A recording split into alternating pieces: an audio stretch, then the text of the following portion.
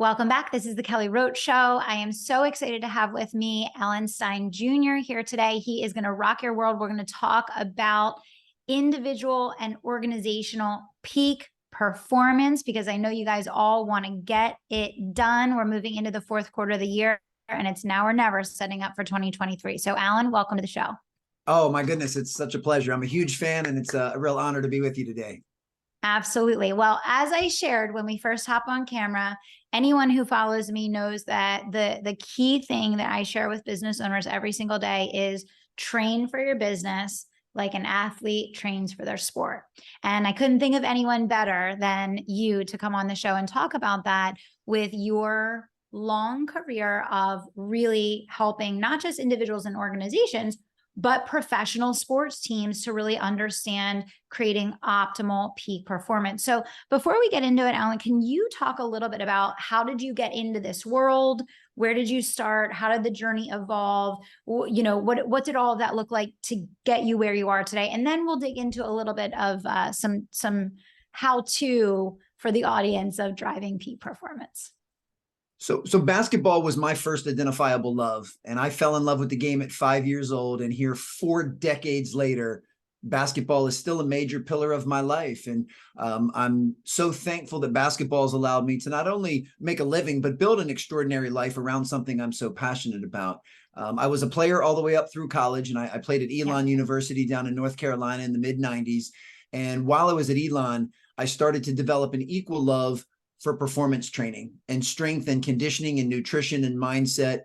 And when I graduated, I figured what could be better than combining my original love of basketball with my newfound love of performance training. And I became a basketball performance coach. And I did that for 15 years, had an opportunity to work with some of the game's best players and coaches, all of which taught me some really impactful lessons. And that's ultimately what I do now in the corporate space, is I translate those lessons and I share those principles of high utility to show folks how they can apply those to their lives and their businesses. So that's what attracted me to your work in the first place, was your belief that business owners should run their businesses the way athletes train, because that's what I preach on stage and that's what I preach on page. Yeah, I love that. And, you know, I certainly have found that in coaching business owners and even coaching high performers on my own team, that those that have been coached and have played at a competitive level in sport on the field, many times are those that can attain peak performance also in the realm of business. So I would love to have you share some of the biggest threads that you see pull through from athletics to the world of business, and how you feel the people that are sitting here listening to the show today can really supercharge their fourth quarter by focusing on optimizing organizational performance. Because, you know, business owners, they hustle their way to a certain level. And there comes a point where there's no amount of hustle that you, the business owner, can do anymore that is going to drive that organization forward. You have to understand how to drive peak performance at an organizational or team level, just like an athletic coach, right? So share some threads that you think pull through in that realm that can help our listeners today. Well, for a tad more context, my area of specialty was at the high school level because I felt that's where I could make the biggest impact. But I had a chance to work at 2 renowned high schools here in the DC area that have produced over a dozen players in the NBA, the most notable of which is Kevin Durant. And doing that work is what allowed me to do some contract work for Nike and Jordan Brand and USA Basketball. And that's where I got an opportunity to work with guys like LeBron and Steph Curry and Kobe. And I only share that because I have a very unique vantage point that I've seen, you know, what happens during the unseen hours when someone is climbing that proverbial mountain. But then I've also seen what it takes to stay there and sustain it for long periods of time. And seeing both of those vantage points has allowed me to come up with some of these pillars. And some of the pillars that I've found translate from basketball to business. The first is having an immense respect and appreciation for the basics, for the fundamentals, for never trying to skip steps, to make sure your big rocks are in place before you move to anything more advanced. I've also found that the highest performers, and I know you know this, they're open to feedback and they're open to being coached. they want people to coach them and to push them to greater heights. And then third, they're very cognizant of their mindset and their habits and their focus. They realize that their number one objective is to show up every day as consistently as possible as the best version of themselves. And when they can do that, then they can hold everyone else on their team to that same level of accountability. But you can't hold people accountable to something you're not willing to do yourself, and you can't expect people to do things that you're not willing to do. So I find that those are kind of the focal points to start with. And then we've got some concepts around team awareness, which I can also elaborate on. Yeah. I would love to dig into team awareness, but let's spend a minute here on some of these concepts that you just shared, and then let's move into team, because both are equally important. So starting with the first one, you mentioned the immense respect for the basics.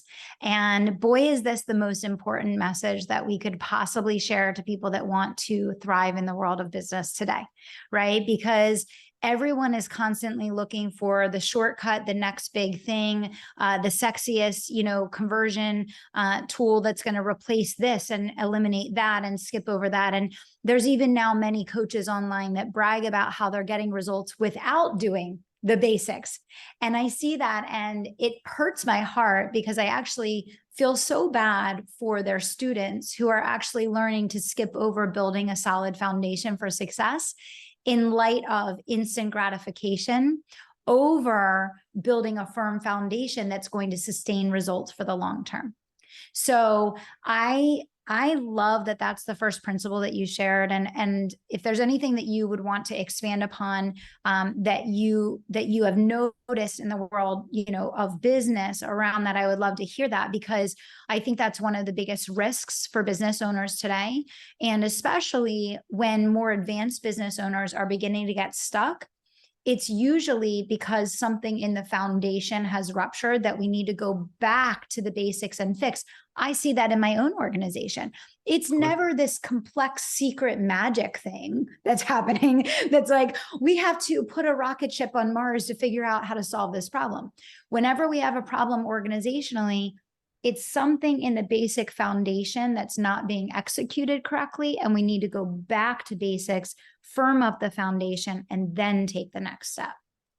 I love everything that you just said. That's why I feel such a strong resonance with your work. Yeah, the foundation, the basics are the foundation to which the rest of the house is built.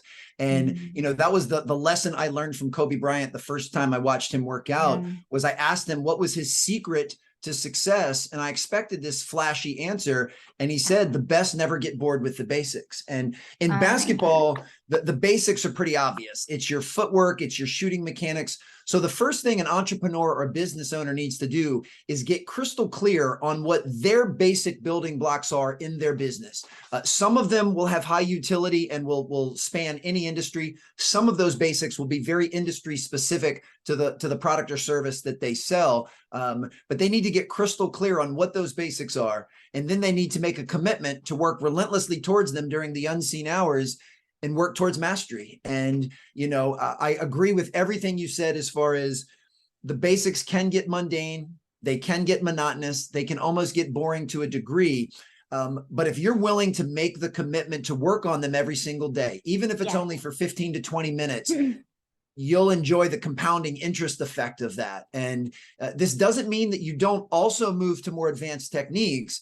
It means that you don't leave the basics. And I love that you had the humility and vulnerability to share that when you're not performing at the level you believe you're capable of, it's usually from skipping the basics. And it's the same with me. And that's one disclaimer I want to make, that I'm not speaking from a place of mastery on any of this. Anytime I'm not performing at the level I think I'm capable of, if I go back with some self-awareness and some introspection, I find that I've been unconsciously veering away from the basics. And the moment I get back to them and refocus that lens, performance escalates again. So it really is the foundation to which everything else is built. Yeah, 100%. You had also mentioned about being coachable, right? And I think as business owners, and I'm sure for the majority of my listener, they listen to my podcast. So they are coachable to a degree, and they're here because they want to learn. They're here because they want to grow. But I think there's a lot of different types of coaching that we need to be open to receiving. Feedback from our clients, feedback from our team, right? Even when you're asking for, and I see this a lot with business owners, you're asking for coaching and you don't get the answer that you want to hear. Sometimes you ask the question again and again and again and again, because you don't want to do the thing that's necessary to get the result that you want. So you're hoping if you keep asking the question, a different answer will arise. So I think it's just a great awareness reminder of, and I said this to my team yesterday because we were working organizationally on some high level problem solving that we're trying to create some breakthroughs in the efficiency and effectiveness of the team. And what I said to them is, every problem is neutral, right? You can give it meaning and you can make it negative, you can make it personal, you can make it this, you can make it that, or you can just say, let's set the problems on the table and let's use our best minds and our greatest collaboration skills and our greatest problem solving skills to fix them so that we can create a breakthrough. And I think taking things personal when they happen, whether it relates to clients, team, market, successful launch, failed launch, this went right, this went wrong. That idea of being coachable that you mentioned, it has a lot of dynamic and context to it, right? Absolutely. I love the mindset and approach of looking at everything through a sterile lens and looking at it in a very neutral way. And just saying that when someone is offering feedback, assuming that they're competent, of course, but if they're offering feedback, what they're doing is giving you a gift. They're telling you that I care enough about you to help you see a blind spot, or to help use my expertise and my experience to show you a more efficient or a more effective way. And when we can learn to depersonalize it and look at it as a gift and welcome and appreciate feedback with open arms, and don't take it as a personal attack, but say, this person cares enough to help me improve. Now that takes humility. That takes vulnerability. That takes a certain level of courage. So I'm not implying that is easy to do. But I know that it is worth making the effort to do so. So I try and remain open to coaching and feedback in every area of my life. And for every area that I'm trying to excel, whether it's speaking or writing or parenting or financial wealth, I have coaches in each of those areas to help me, because those folks can see things that I can't see just yet. 1,000%. 1,000%. And you mentioned, showing up as that best version of yourself every day, right? We call it living above the line, right? There are people that see themselves as being in control of their destiny, their outcomes, the way that their experience and results, come through. And then there's people that everything life happens to them, and then their results are a byproduct of that. And I think that's a great reminder at all levels, because the higher you go in business, the more complexity there is by nature. And the more complexity that there is, the more things are going wrong on a daily basis, or your perception is such, right?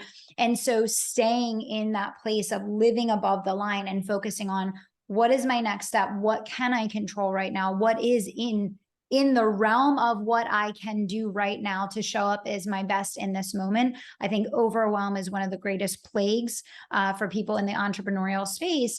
And it's really about narrowing it down, as you said, to like, how do I show up as my best in this moment? Like, what is just that next right thing, right? Absolutely. So for me, the mantra that I wake up every single day of my life is, today I'm going to do the best I can with what I have wherever I am. Yeah. That's it.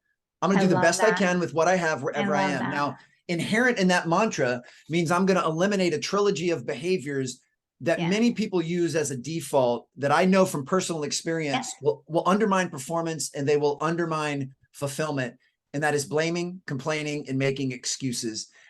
You'll be so much more emotionally agile, so much lighter, and so much more effective and influential if you can get rid of blaming, complaining, and making excuses. So I recognize that it is not the universe's job to conspire to please me 24 hours a day. So it doesn't mean that everything that happens in the world is my preference. It doesn't mean that everything happens is to my liking. It doesn't mean that everything that happens is good for my business. It means that blaming, complaining, and making excuses won't make those things any better. So I put all of my efforts and emotional currency into my responses to those things. So for me, I work really hard not to let the outer world, circumstances, events, what people say, what people do, affect my inner world, my Yeah. attitude, my perspective, my mindset, and how I show up. And that is arguably the biggest challenge I face every day. So I don't want to pretend that I've mastered it, but I like the progress I've made, and I like the direction that I'm going. So for I me, love it's that. irrelevant what happens around me. I'm going to choose the way that I'm going to intentionally respond. And I find that empowering and liberating, and it gives me the keys to the car. Oh my gosh, I love it. Amen. I'm going to post, that's a tweetable, an Instagrammable. I'm going to repeat that often, and I will quote you. I love these things, and they're so empowering, and they're such good reminders, and they're things that, you know, this mindset, this work on elevating our perception of life and our experience of what we're walking through is so important, because you start off every day in a certain state of mind, and then the day happens, right? And so you can go from wild highs to wild lows in a span of 3 minutes, right? So everything you're mentioning here is so powerful. Let's talk a little bit about organizational effectiveness and impact. I think that's where a lot of business owners really struggle, because as I mentioned earlier in the show, you know, most small business owners hustled their way to an initial level of success by working harder. And where they really begin to struggle is when you have an organization and you have to actually generate results through others, you no longer can hustle your way to success. There will come a point where you could keep working and working and working, but without collaboration, cooperation, effective teamwork, buy-in, you know, vision, it's just not happening. So I would love if you could give us just a couple tips, Alan, on really how can we raise awareness and kind of point some focus for business owners in areas of operational, organizational effectiveness that really matter, that are going to impact the performance of their company or their team. For sure. Well, I've got three, and I always love teaching and coaching in threes. The first is role clarity. Everybody on the team needs to know their role, needs to embrace their role, and needs to make a commitment to starring in their role, no matter what that role is. Everyone else on the team needs to value, respect, and appreciate everybody else's contribution and role. No matter where you fall on that org chart, everybody's got to be thankful for what everyone else does. A lot easier said than done. And one of the hardest parts in leadership is getting someone to commit to a role that is not the role of their choosing. They wish they were playing a different position, but you need them to play this very specific position for the betterment of the team. So we've got role clarity. The second is accountability, making sure that everyone on the team knows that holding them accountable is something you do for them. It's not something you do to them. That holding someone accountable is one of the best gifts that you can give them, because in essence, you're saying, I care so much about you and I care so much about us that I'm not going to let you slide and get away with less than your best. I'm going to hold you to a very high standard. And I do that in business. I also do that as the father of three. Like, I hold my children to a very high standard of excellence because I love them and I want them to grow up to be, well-adjusted contributors to this world. And then the third component is communication and understanding that as leaders and as business owners, we're always communicating something. Even when we're not speaking, we are communicating. And I'm not just talking about the nonverbals. A perfect example are unconscious messages that we send. So if you're a business owner and you ask someone on your team for help, you delegate something to them. You say, I'm working on something that I could really use you for. The unconscious message you're sending is, I trust you and I believe in you and I know you're good enough to help me. That will strengthen your relationship with them. Yeah. However, if you make the mistake that a lot of owners make, which is delegate something, but then micromanage them and either literally or figuratively stand over their shoulder, breathing down their neck, you send the exact opposite message, which is, I don't trust you, I don't believe in you, and I don't think you're good enough to get this done if I'm not standing here. And unfortunately, that will erode your connection with them. And this reminds me of one of the earliest mantras I learned as a coach, and that is, it's not what you say, it's what they hear. So no matter what you say, if you micromanage someone, what they hear is, Kelly doesn't trust me. Kelly doesn't believe in me. Kelly doesn't think I'm good enough to get this done. And that will start to erode the team fabric. So we just have to make sure we are conscious of and own all of those type of unconscious messages. Yeah, I love so much power in all three of these things that you just shared. So, role clarity, that is huge for small businesses, because small businesses are ebbing and flowing so much so often. And many times people are serving in dual roles. Mhm. Many times small business owners don't have org charts. They don't have accountability and ownership charts. They don't have role clarity. And therefore, it's very hard to execute on that very first thing that you said. However, guess who's in complete control of that? We Yes. are. That's right. So for anyone listening, there was an episode just a couple of weeks ago where we talked about career progression in a small business where there may not be career progression opportunities and how to create that. I think this goes hand in hand with that, because I think what you're saying about people appreciating, valuing, recognizing, and understanding their roles and the role of other people, it's really about, I'm valued, I'm secure, I have a place here, and I have a future to grow into, which is the career progression part that I'm mentioning, right? Absolutely. I'm so glad you teed that up, because what I was going to say is, what we all want is to attract people on our team that are willing to star where they are, to say, okay, this might not be my dream role on this team, but I'm going to make a commitment to something bigger than myself. And I'm going to do the best I can in this role, because that's what will lead to other opportunities. That's what will lead to advancement. You know, if you want to keep climbing that proverbial ladder, the best thing you can do is blow people away with what you do in your current role. And then if you'd like to come in during, you know, off hours and the unseen hours to work on developing a new role or new skill sets, that's fine. But starring where you are and getting everyone to have that type of buy-in is how great organizations are built. And for anyone listening that hasn't clearly defined roles, and like you said so perfectly, in small organizations, I might need you to wear 3 or 4 hats at the same time. That's okay. But I need to make sure you are crystal clear on what those 3 or 4 hats are and what the level of excellence is that I need you to perform at. And if everyone can do that, then advancement, opportunity, and growth, it's not a matter of if, it's just a matter of when. Absolutely. Absolutely. These 3 core things that you shared, the role clarity, the accountability, and the communication, are absolutely huge. I feel like we could have a whole nother conversation just on this, but I think you laid out some things very succinctly here that people can work on right away that are going to unlock performance in their companies and their teams. What would you say are some of the maybe the traps or the sticking points where people try to implement these things, but get stuck, or start and then stop, or whatever the case? What can you share with people around, okay, you got them, they understand role clarity, accountability, communication, the follow through, the implementation, the sticking with it? Well, you teed up something earlier that if an owner or an entrepreneur is not willing to relinquish some control and let other people assume some leadership positions, let other people make some decisions, you know, kind of get buy-in and believe in from the group as a whole, then the business will eventually stagnate because they become the bottleneck.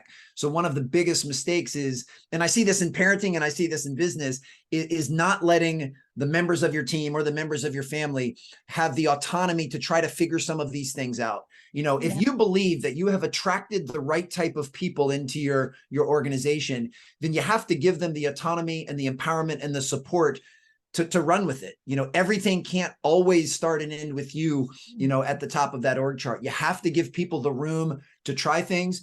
And sometimes they're going to make mistakes. But guess what? Sometimes we're going to make mistakes as well. We're all human and we're all fallible. So I think the most important part in any of these characteristics is learning to take your hands so tightly clenched on the steering wheel and learn to let go and have belief in your people. And then when they try something, if it works well, praise it, because that which gets praised gets repeated. If they try something and it doesn't work well, still have their back, put your arm around them and say, I've got you. We're going to figure this out together, and still support them. But I think having that type of attitude is how you create and foster the type of winning culture that will also attract people. Because we're living in a day and age right now, most of the speaking engagements I do and groups I work with, their biggest challenge is winning the war on talent. They're having trouble finding the right people. And I believe you don't find the right people, you attract the right people, because you create a culture that's, I mean, so incredible that people are knocking on your door to be a part of it. Yeah, absolutely. Oh my gosh. Powerful stuff here. Oh my goodness. I love it. Okay. So Alan, you dropped some amazing, amazing tips and strategies here. And I'm sure there's a lot of people that listen today that were like, I need more of this in my life. How do I learn more? How do I connect with you? How do I, you know, engage? So where can people find you? How can they learn more from you? So the main hub is alansteinjr.com, and I have a supplemental site, strongerteam.com. In addition to the keynote speaking and the workshops, I do a little bit of one-on-one coaching, have a podcast, an online course. But then I have 2 books. I have Raise Your Game and Sustain Your Game, which are easily found on Amazon or Audible. And I'm very easily accessible and incredibly responsive on social media, just at Alan Stein Jr. on Instagram, Twitter, Facebook, or LinkedIn. I always love extending these conversations and having discussions with listeners. So if anyone listening, if you have a question, if you have something you want to share, you need me to elaborate on something, just shoot me a DM on Instagram or on LinkedIn. I'm very good about getting back. And this was a real treat. I like I said, I've been a fan of yours for a while, so this was really nice to meet you, and I love the work that you're doing. Oh, thank you so much. It is awesome to have guests on the show that I know will just bring so much value, which you obviously did today. So thank you. Really appreciate it. Guys, for everyone listening, if you scroll down in the show notes, all the links to everything that Alan just shared are there. And don't forget that listening is great. Taking action is even better. So let's take what you just learned. Let's put it into action. Let's raise your game, sustain your game, and get the wins that you want to achieve in the fourth quarter. Thanks for tuning in. Alan, thank you so much for being an amazing guest today. And we'll see you guys back here next week.